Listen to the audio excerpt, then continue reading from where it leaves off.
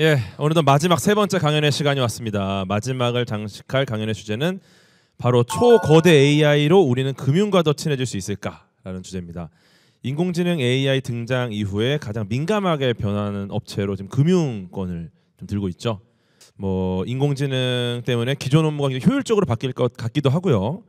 또 이제 인공지능이 금융 서비스랑 결합을 하다 보니까 좀 고객 경험에 좀 혁신이 일어날 것 같기도 하고, 어떤 측면에서는 또 좀 단순 반복되는 업무들이 또 어떻게 변화가 일어날까, 좀 고민이 들기도 하는데, 이 금융을 신뢰할 수 있는 양질의 데이터 그리고 인공지능을 통해서 혁신하고자 많은 분들이 지금 힘을 쓰고 계신 상황입니다. 그 혁신의 중심에서 KB국민은행 금융 AI 센터에서 센터장으로 근무하고 계시는 오순영 연사님이 오늘 세 번째 강연의 주인공입니다. 네, 안녕하세요, 여러분. 세상을 바꾸는 금융 KB국민은행의 오순영입니다. 저는 KB에서 지금 AI 총괄을 맡고 있습니다. 저는 초거대 AI가 만드는 금융 환경의 변화에 대해서 말씀을 드리겠습니다.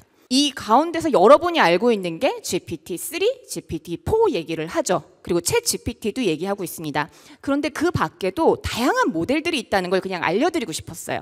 요 안에 보면은 정말 재밌는 게, 여러분 안드로이드 OS 버전 올라가는 거 보면 이름들이 음식 이름으로 되어 있거든요. 컵케이크, 뭐 진저브레드 이렇게 되어 있는데, 여기도 보면은 동물들이 좀 있어요. 그래서 새로운 모델이 나올 때마다 야, 완전 동물의 왕국이다 할 정도로 동물 이름들이 많이 나오는데, 그만큼 많은 지금 모델들이 나오고 있고요. 지금 생성형 AI를 통해 가지고 우리가 가지지 못한 능력들을 저희가 AI를 통해서 그런 것들을 또 실현할 수 있는 시대가 된 것 같습니다. 금융 분야 제가 AI를 하러 왔었을 때 다들 그런 얘기를 했습니다.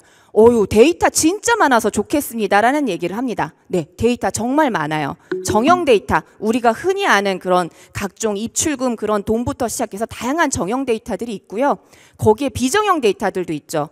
뭐 이렇게 콜센터에서 들어오는 정보들이나 아니면 영상 정보라든지 아니면 다양한 서류에서 읽혀오는 그런 정보라든지 그런 비정형 데이터, 그리고 이제 저희 뉴스나 이런 걸 통해서도 다양한 어떤 그 세상의 어떤 변화들, 경제 흐름들을 저희가 읽거든요. 그런 비정형 데이터들. 금융에는 정말 데이터가 많습니다. 그래서 그런 데이터를 활용해서, 그리고 그런 것들을 AI를 활용해서 맞춤형 금융 서비스를 하고, 이제 금융도 더 이상 이제 그냥 금융이라고 얘기하지 않아요.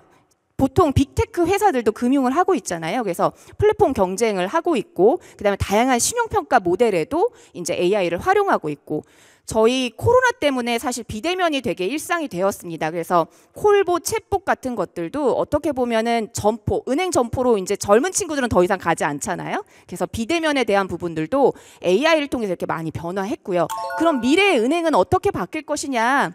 금융에 대한 AI는요, 보통 세 가지를 얘기를 해요. 프론트 오피스 서비스라는 것들을 얘기하는데, 프론트 오피스 서비스는 고객하고 대면하는 부분에 대한 겁니다. 로봇 어드바이저나 아니면 챗봇, 콜봇 같은 것들이 프론트 오피스 서비스라고 얘기를 하고요. 백오피스 서비스라고 하는 것들은 은행원들이 직접 하는 것들. 은행원들이 뒤에서 신용평가하고 그 다음에 뭔가 고객을 분석하고 RPA 같은 것들을 하는 것들 백오피스라고 하고요. 중간에 고객과 은행원 사이에서 있는 미들 오피스 서비스라는 것들이 뭐 자금 세탁 방지나 이상거래 감지나 아니면 각종 그 은행업에 있는 그런 법률 규제에 대한 것들이 가운데 있습니다.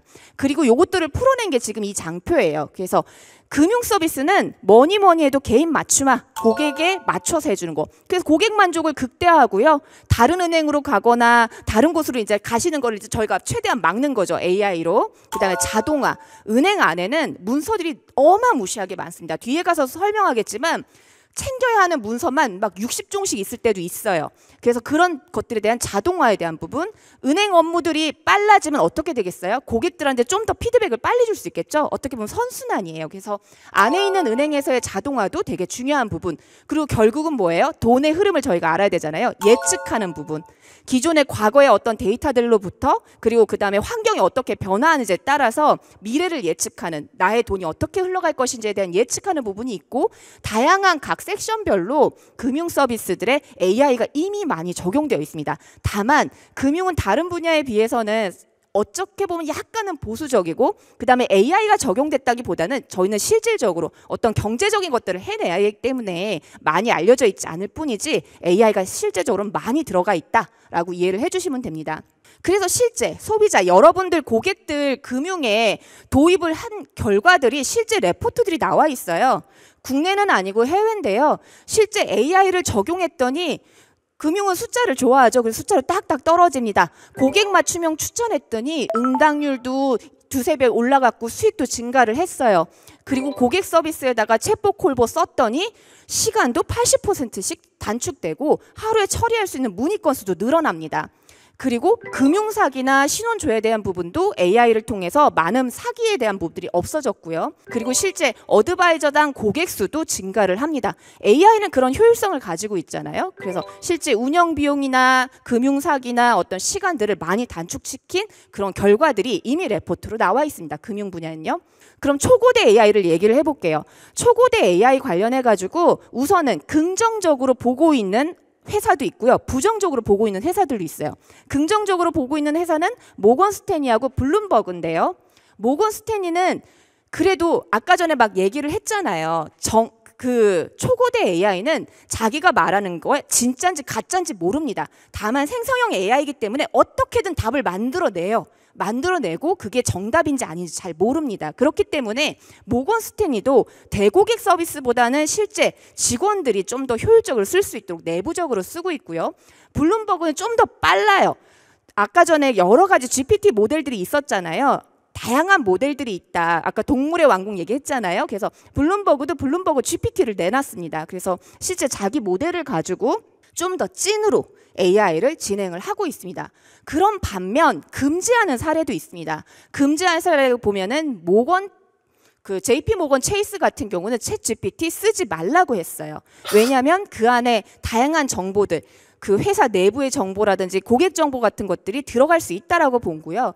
실제 금융뿐만 아니라 이탈리아 같은 경우도 금지를 시켰죠. 일시 차단했다라고 기사가 났고 그 이유가 뭐다? 개인정보를 불법적으로 수집할 수 있고 실제 저희가 챗GPT를 쓸 때 내가 몇 살이에요 라고 쓰지 않습니다. 내가 마약 어떻게 구할 수 있어요? 마약 구하는 방법 다 알려주고 연령과 상관없이 다 알려주거든요. 그렇기 때문에 그런 측면에서 이것들을 쓰지 말자라고 하는 것들도 있습니다. 그럼 실제 정확성, 금융에서는요 정확성이 진짜 중요합니다. 그리고 설명 가능해야 돼요. 내가 신용평가를 등급을 뭘 받았어요. 내가 왜 등급을 이걸 받았는지를 AI는 설명할 수 있어야 됩니다. 그래서 금융에서 AI는 조금 어려울 수 있어요. 그래서 정확해야 되고 설명 가능해야 되고 최신성을 가지고 있어야 돼요. 내가 금리에 대한 부분도 오늘의 금리와 2년 전, 3년 전 금리는 다르잖아요. 그래서 최신성이 상당히 중요하고 데이터 주권은 왜 언급을 했냐. 저희가 그 챗GPT 쓰는 것들은 고스란히 어디로 간다? 미국으로 갑니다.